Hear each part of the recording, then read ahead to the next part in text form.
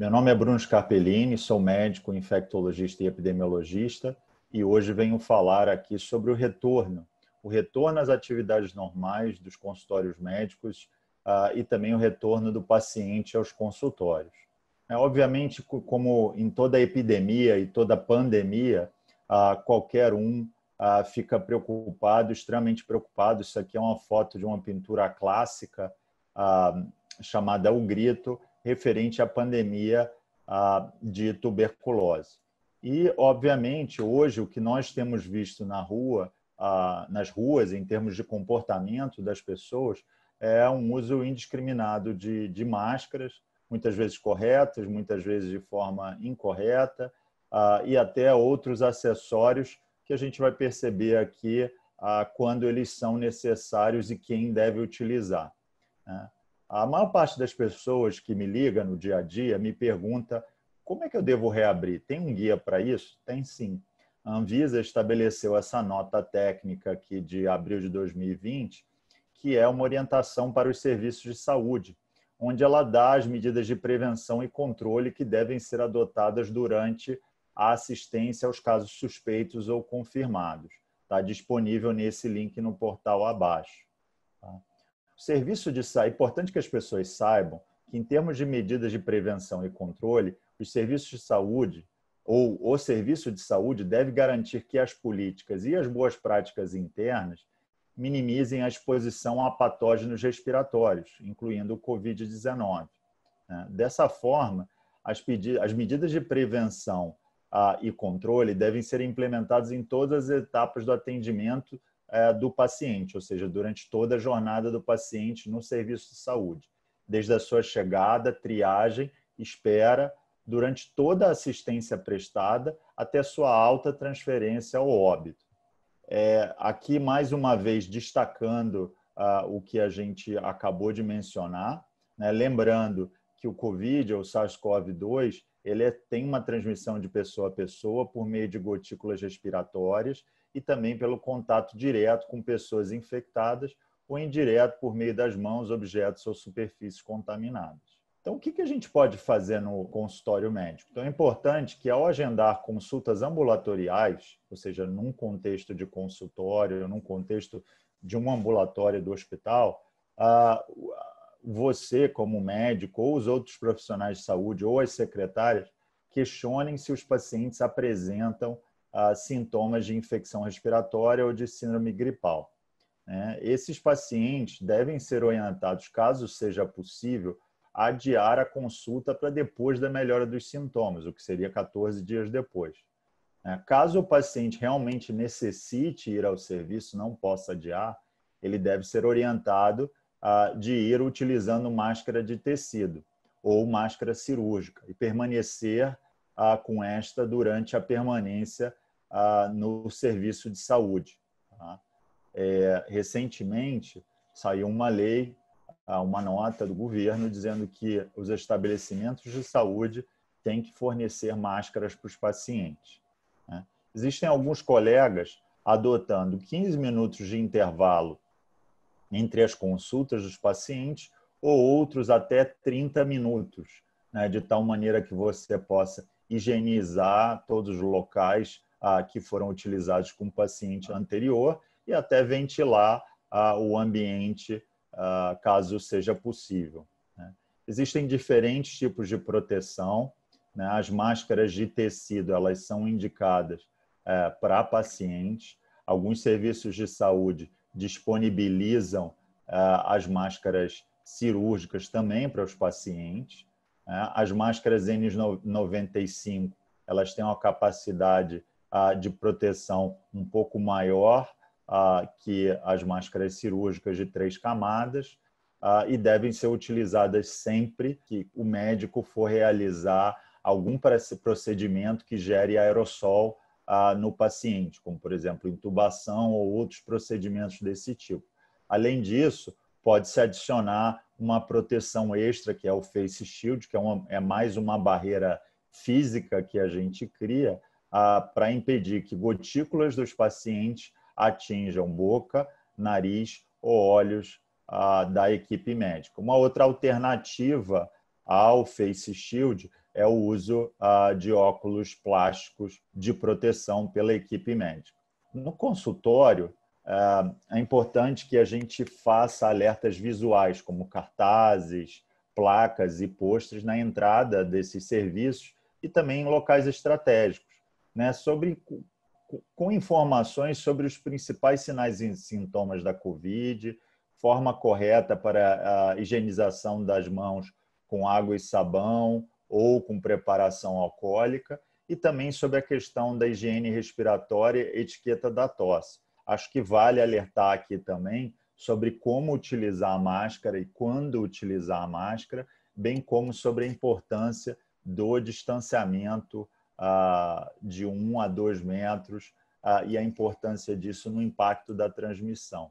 Então, de uma maneira geral, a gente pode estabelecer um questionário onde você pergunta para todos os seus pacientes, quer seja com uma forma documentada física ou quer seja por meio eletrônico, se ele teve algum contato com uma pessoa sabidamente Covid, ou seja, se é contactante, ou se ele está com alguns dos sintomas, e aí, dessa forma, caso ele tivesse com algum sintoma, ele entraria como um caso suspeito da Covid. Tá? Aqui é um infográfico, né, mostrando basicamente tudo aquilo que foi mencionado no slide anterior. Então, como lavar as mãos, questões de etiquetas respiratórias, né, a questão de evitar tocar nariz, boca e olhos, uso das máscaras, distanciamento, a importância de limpeza de periféricos, evitar cumprimentos, beijos, abraços, né, e a questão dos cuidados, caso você apresente sintomas gripais, como se cuidar e o que fazer.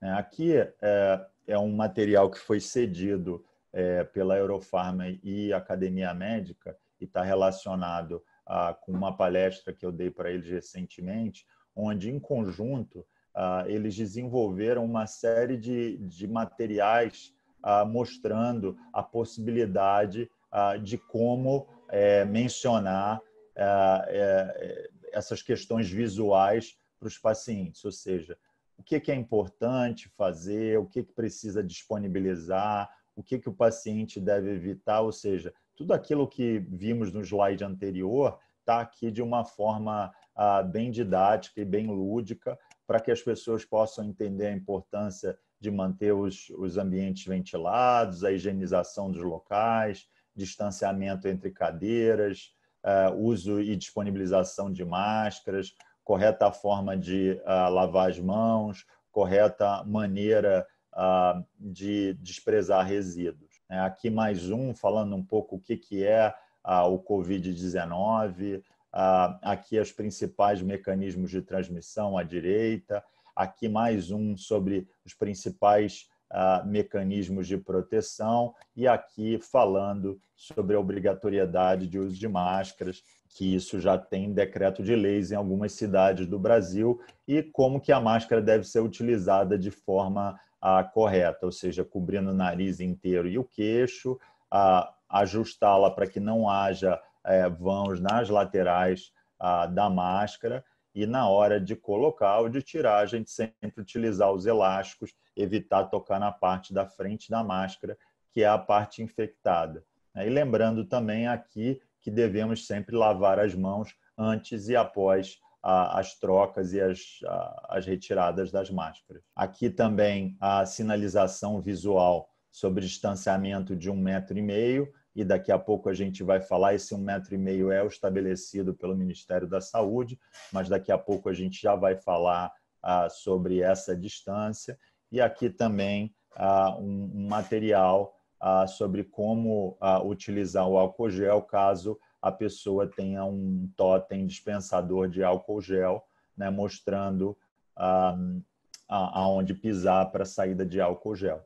E aqui à direita, no último, mostrar a importância de manter periféricos higienizados, como relógio, óculos de grau, como o que eu estou utilizando, e até telefones celulares.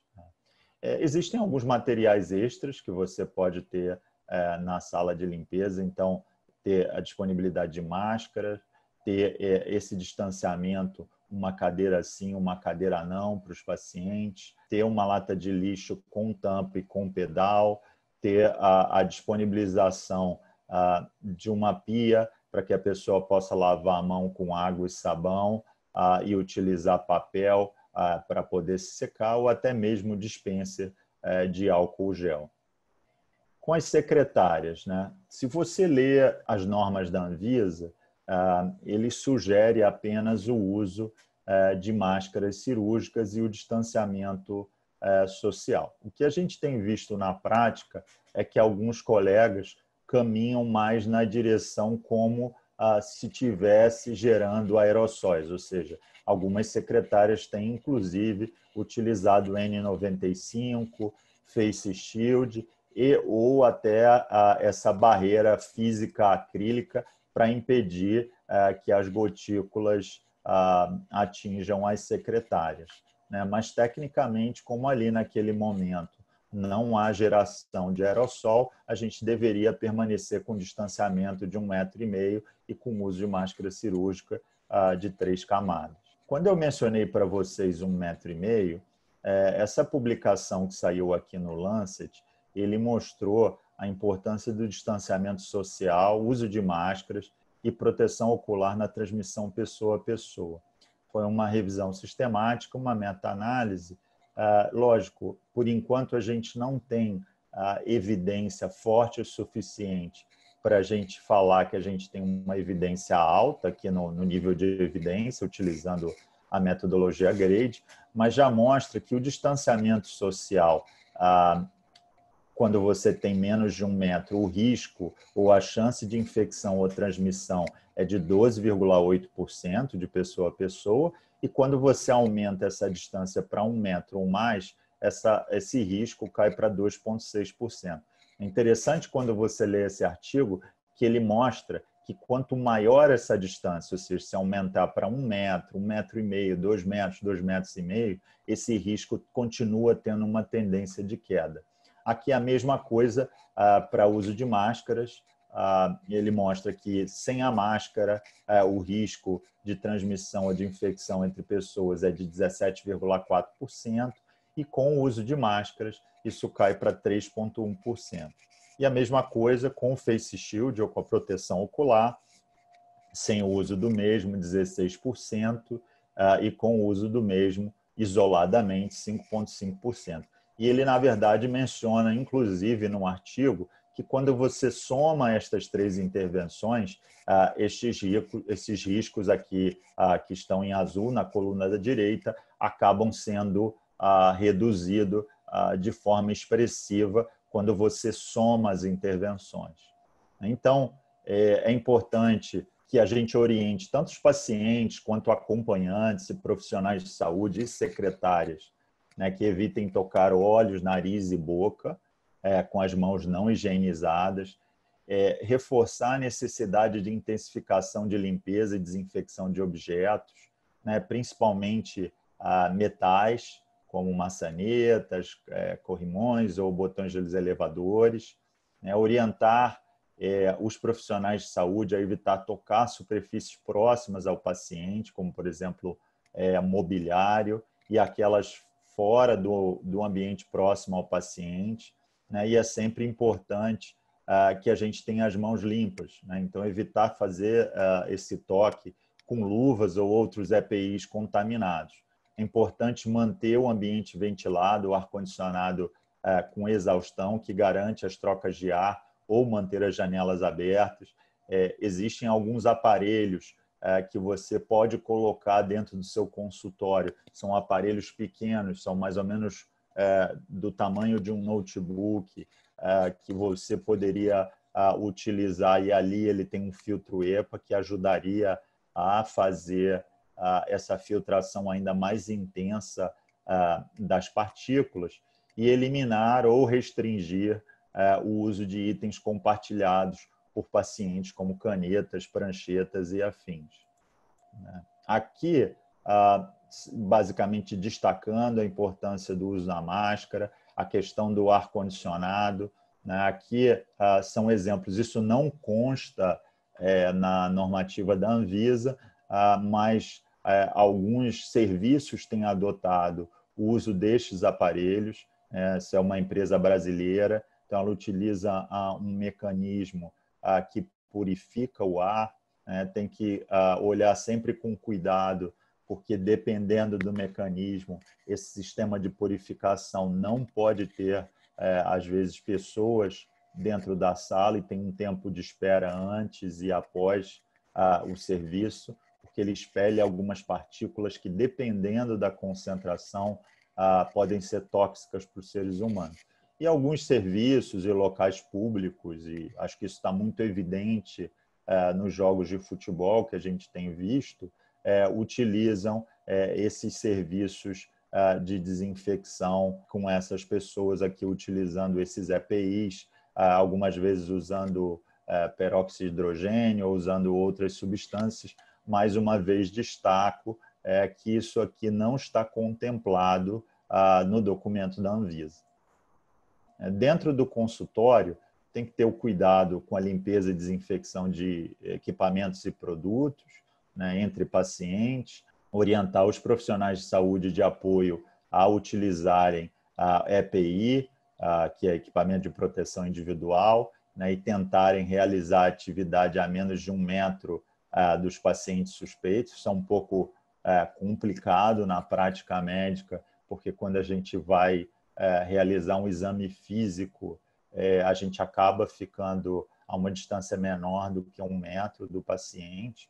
Algumas especialidades, inclusive, têm um contato mais próximo com a via respiratória. E acho que é importante a gente destacar que a máscara de tecido não é um EPI, um equipamento de proteção individual. Dessa forma, ela não deve ser utilizada por profissional de saúde ou de apoio, né, que deve utilizar a máscara cirúrgica ou a N95 PFF2 ou equivalente durante a realização de procedimentos potencialmente geradores de aerossóis.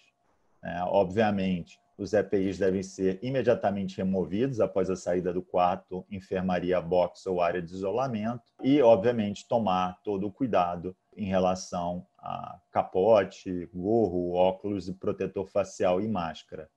Teoricamente, não haveria necessidade de trocar gorro, óculos ou protetor facial e máscara caso você estivesse vendo um paciente, por exemplo, numa enfermaria que fosse toda de Covid. No consultório, talvez fosse de bom tom realizar essa troca entre pacientes para garantir o cuidado máximo. Eu não vou me ater aqui às tabelas, mas eu trouxe mais para ilustração.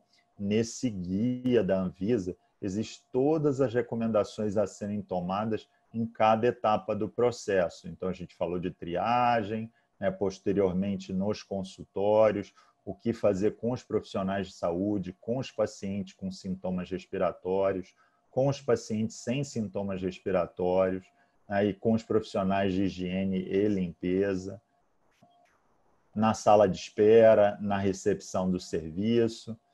E aí a gente vem com a pergunta de como atender pacientes com Covid. Acho que é importante que a gente garanta que esses pacientes com sintomas suspeitos não fiquem esperando atendimento entre outros pacientes. Então, ou você estabelece um horário para pacientes com suspeita de Covid ou deixa para que esses pacientes fiquem no último horário.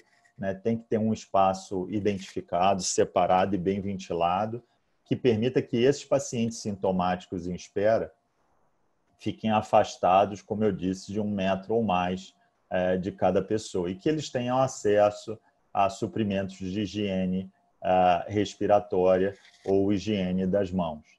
Isso nem sempre é uma possibilidade ter uma área apartada para que a gente faça o atendimento aos pacientes. Então, talvez mudar a dinâmica do atendimento ou reservar horários específicos para pacientes com Covid seja uma alternativa. Em termos de limpeza e desinfecção das superfícies, a gente não tem, pela Anvisa, uma recomendação diferenciada para limpeza e desinfecção de superfície em contato com casos suspeitos ou confirmados. A equipe de limpeza devem utilizar desinfetantes com potencial para desinfecção de superfície, incluindo aqueles à base de cloro, alcoóis, fenóis e quaternário de amônio. Sabe-se que o vírus é inativado pelo álcool A70 e pelo cloro. Dessa maneira, é importante que se faça essa limpeza nas unidades de isolamento e das superfícies. Caso a superfície apresente matéria orgânica visível, deve-se inicialmente proceder à retirada do excesso dessa matéria orgânica com papel ou tecido absorvente e, posteriormente, a realização, a limpeza e desinfecção destas. Em relação a materiais de tecidos, ou superfícies próximas aos pacientes, superfícies plásticas, é importante que elas sejam desinfectadas e o material de tecido ele pode ser desinfectado também. Hoje em dia já existem alguns desinfectantes ou desinfetantes sob a forma de spray que estão sendo vendidos no mercado e que você pode utilizar para esterilizar materiais de tecido, como, por exemplo, cadeiras, sofás e etc. Aqui eu trouxe uma série de materiais, álcool, cloro e desinfetantes disponíveis no mercado.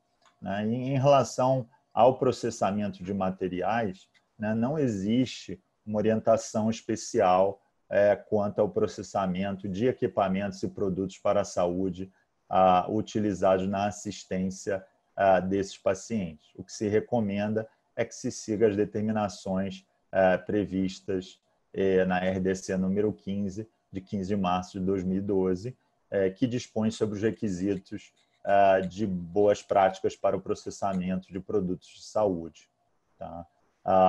Existem algumas precauções de contato que a gente recomenda que todos os equipamentos e produtos para a saúde nesses pacientes devem ser submetidos à limpeza, desinfecção e esterilização.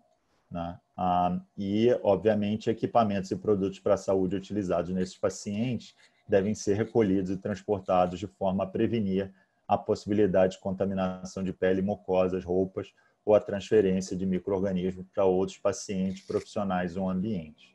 Obviamente, o serviço de saúde deve ter a sua própria rotina estabelecida de fluxos, rotinas de retirada e de toda essa etapa de processamento. O óculo de proteção ele deve ser utilizado sempre que houver risco de exposição profissional a respingo de secreções corporais, excreções e sangue. É importante que os óculos de proteção ou protetores faciais sejam de uso individual, sendo importante a realização de limpeza posterior com álcool líquido, que também deve ser realizado em estetos, esfigmomanômetros e coisas afins. Caso o protetor facial ou óculos de proteção já tenha uma sujeira visível, a gente deve fazer uma retirada com água, sabão e detergente dessa sujeira visível para posteriormente utilizar. As luvas de procedimentos não cirúrgicas, elas devem ser utilizadas no contexto da pandemia em qualquer contato com o paciente e seu entorno, ou seja, com precaução de contato. Lembrando que deve se manter o cuidado com a técnica asséptica de luvas de procedimento. Quando o procedimento que você vai realizar no paciente exige uma técnica asséptica, lembrar que a gente deve utilizar as luvas estéreis ou as luvas de procedimento cirúrgico, tomando cuidado da maneira correta de vestir essa luva para garantir a asepsia.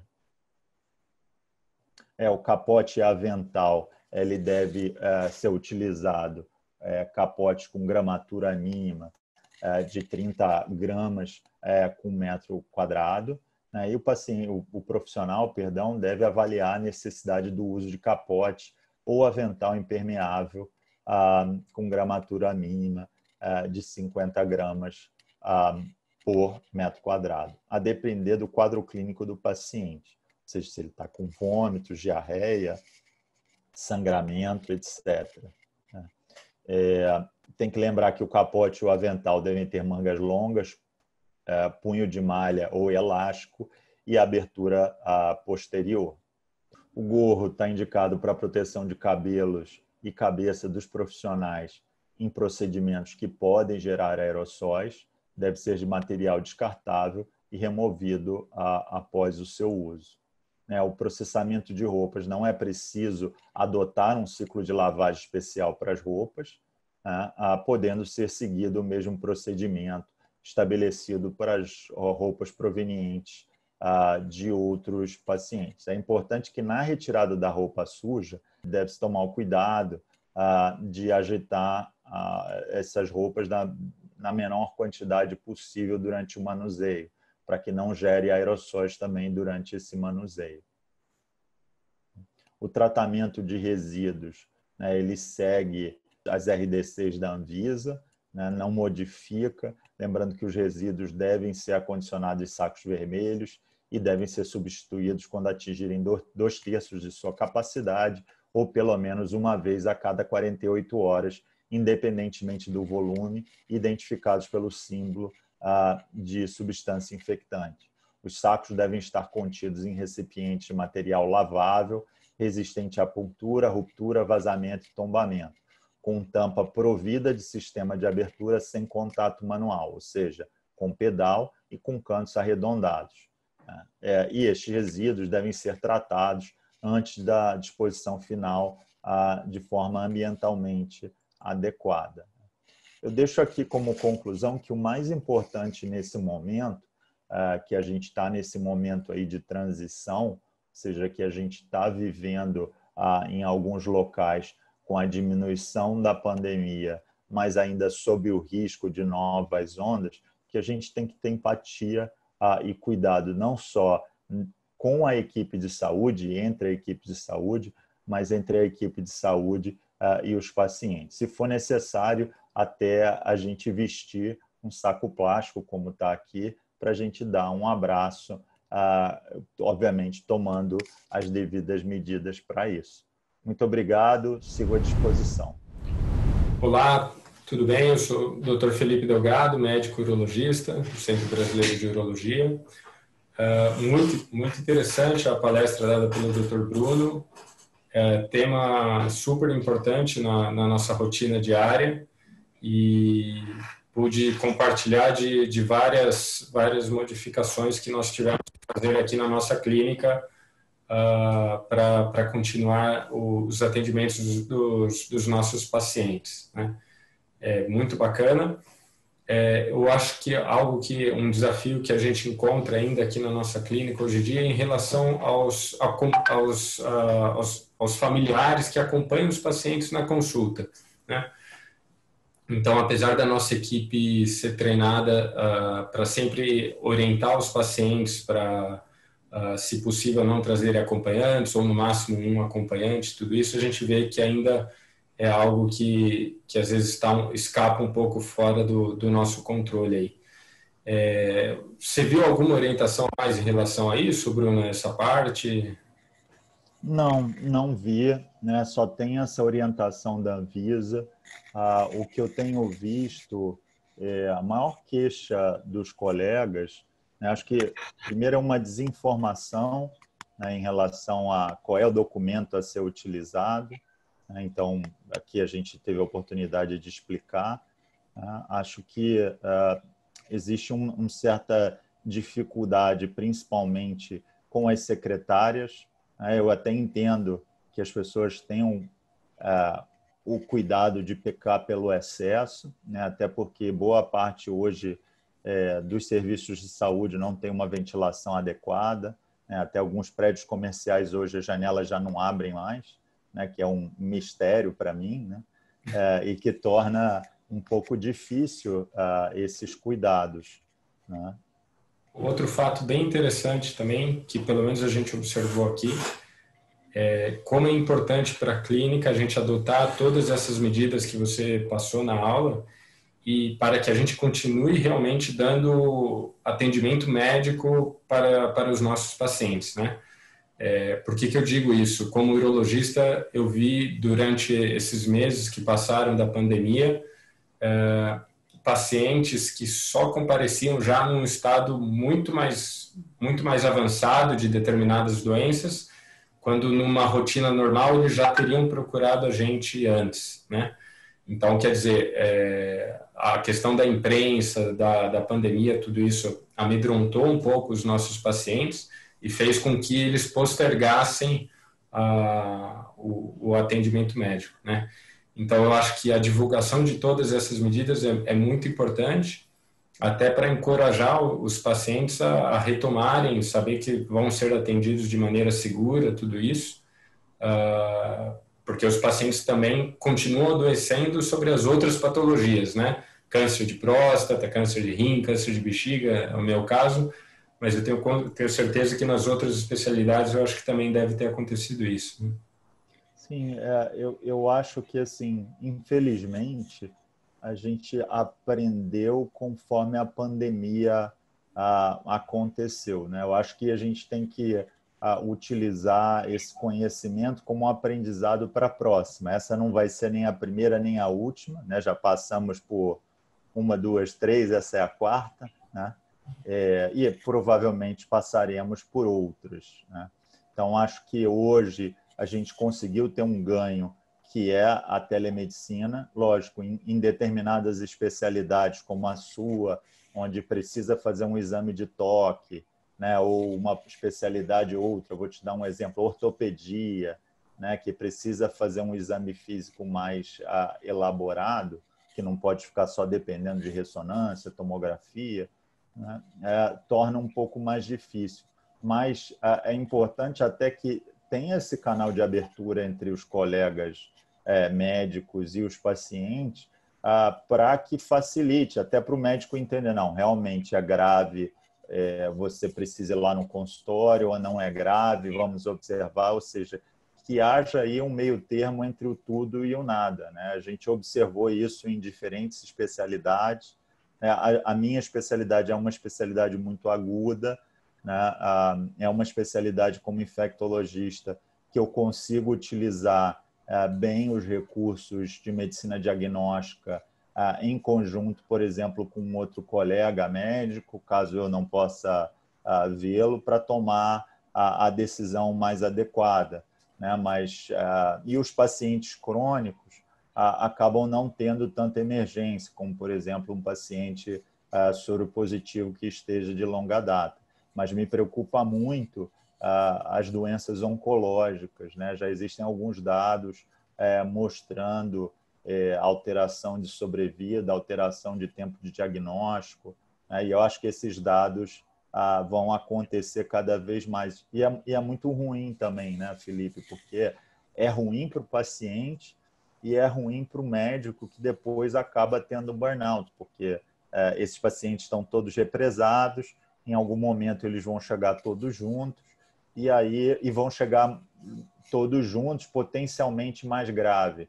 Então isso vai dar mais trabalho para o colega médico. A questão aqui não é nem a discussão de quanto trabalho, mas se a gente pode tratar às vezes com uma unidade, é melhor do que tratar com 10 unidades de qualquer coisa, né? Ou seja, é melhor a gente fazer um diagnóstico preciso, correto, de forma rápida, ágil e a intervenção a menor possível, com o menor custo possível, né? Então, isso me preocupa muito, né? Sim, sim, bem bacana. Eu presenciei bem isso, pacientes com hiperplasia prostática benigna, que estavam chegando aqui na clínica em retenção urinária, então que eu tinha que sondar ele, alguma coisa, ou seja, já estava numa emergência já, e não iam no hospital, né? Estavam evitando ao máximo por conta do cenário de medo, tudo isso. Então, realmente, eu acho que a divulgação dessas medidas vai ser muito legal, muito válido para potencializar o bom atendimento médico para os nossos pacientes. Tá? Aproveitando o gancho, Bruno, qual a sua opinião sobre a vacina e o que você acha que isso poderia implicar em relação aos atendimentos médicos no consultório nesses próximos meses ou até o ano que vem? Eu vejo muito colega ainda conversando sobre isso, alguns já nem têm tanta mais esperança, vai seguir do mesmo jeito. O que você acha desse cenário? A gente tem em torno de entre 120 a 130 candidatos de vacina, sendo que o último dado que eu olhei, você tinha 6 vacinas indo para a fase 3, né, para a fase final. Aqui no Brasil, a gente tem a Sinovac, que é a vacina chinesa, que usa uma plataforma tradicional, que é a de vírus inativado, em parceria com o Butantan, e tem a de Oxford, da AstraZeneca, que usa um vetor de adenovírus de chimpanzé, que não infecta o humano, que a gente já sabe que gera uma boa resposta imune. Independente de quando sair a vacina que sair vai ser um feito semelhante ao homem pisando na Lua. Tamanha foi a velocidade com que a gente conseguiu fazer isso. Lógico, acho que tem uma preocupação que todos nós temos, que é a questão da segurança, né, já que a gente não vai ter um tempo longo para estudar essa segurança, ou seja, não vai ter o tempo tradicional, né, mas aí fica, por uma questão de pandemia, acho que o risco-benefício ele se explica, né? E eu acredito que até o primeiro trimestre de 2021 a gente já consiga começar a vacinar. Acho que o grande desafio é organizar, mais uma vez, né? A gente estava falando aqui de organização, organizar quem, quando, como e onde, né, vai vacinar, e organizar principalmente a cadeia de suprimentos. Outro dia saiu uma pesquisa mostrando que o Brasil só tem seringa disponível para 60% das doses. Então, não adianta a gente ter a produção, mas se você não tem a entrega, né, o delivery, né? Então, acho que é importante a gente ter isso em mente e, assim, também entender que talvez ter uma vacina com uma dose só seja melhor do que ter uma vacina com 2 doses, porque aí você garante a adesão, né? Acho que é importante também pensar, às vezes a população geral não pensa, por falta de conhecimento mesmo técnico, né, sobre o que é ser uma eficácia mínima, né? E essa eficácia está baseada em quê? Em casos leves ou casos graves? Eu vou dar um exemplo aqui. Se a gente tem uma eficácia de 50% para casos graves, aí você vai me dizer, poxa, mas 50%? Pô, mas se reduzir em 50% a possibilidade de casos graves, é bastante esse número, sabe? Assim, é um número substancial. Então, acho que as pessoas têm que olhar com carinho, né? Tem que lembrar, e eu sempre falo isso, que a pandemia não acabou, a gente ainda tem 6 a 12 meses. Obviamente, os governantes e os órgãos de saúde decidiram a flexibilização. Acho que a flexibilização devia ter ocorrido com R0 abaixo de 1, e a gente devia ter dado preferência a crianças. Eu acho que, infelizmente, a gente priorizou o chopp, o petisco e o futebol em detrimento da educação das crianças, mas também não dá para chorar pelo leite derramado, né? Então, acho que é importante que as pessoas tenham essa conscientização e que as pessoas entendam que a gente, com 4 medidas, a gente consegue atingir o que for preciso, né? Então, com o uso de máscaras adequado, cobrindo nariz e boca, não tocar olhos, nariz e boca. Eu acho que você, como cirurgião, está bem acostumado a fazer isso, né? E eu brinco com as pessoas que me dizem, poxa, mas é muito difícil. Eu digo, poxa, imagina para o cirurgião que fica 12 horas em cima de você, né, sem se mexer, ali na mesma posição e que não pode tocar a boca, o nariz, os olhos, o ouvido, né? A lavagem das mãos e o distanciamento, né? Que seja um distanciamento físico de 2 metros, ou para aqueles que realmente podem continuar trabalhando de casa, que permaneçam em casa, né? Permaneçam em casa o maior tempo que for possível, para que a gente consiga reduzir esse número de casos. Você já viu que em alguns estados, como por exemplo no meu, aqui no Rio de Janeiro, o número de casos voltou a subir por motivos óbvios, está muito relacionado com a flexibilização e adesão a essas medidas. E acho que tem um outro ganho que a gente não conversou, que são esses ganhos de inovação. Então, teleconsulta, por exemplo, o Conselho Regional aqui do Rio de Janeiro, ele estabeleceu uma plataforma para solicitação de exame, prescrição, que gera um QR Code, você entra pelo seu login do Conselho Regional, que é o mais barato, porque você às vezes precisa dar continuidade a um tratamento, e aí tem questões logísticas de, não, eu vou deixar a receita para você, passa na minha casa.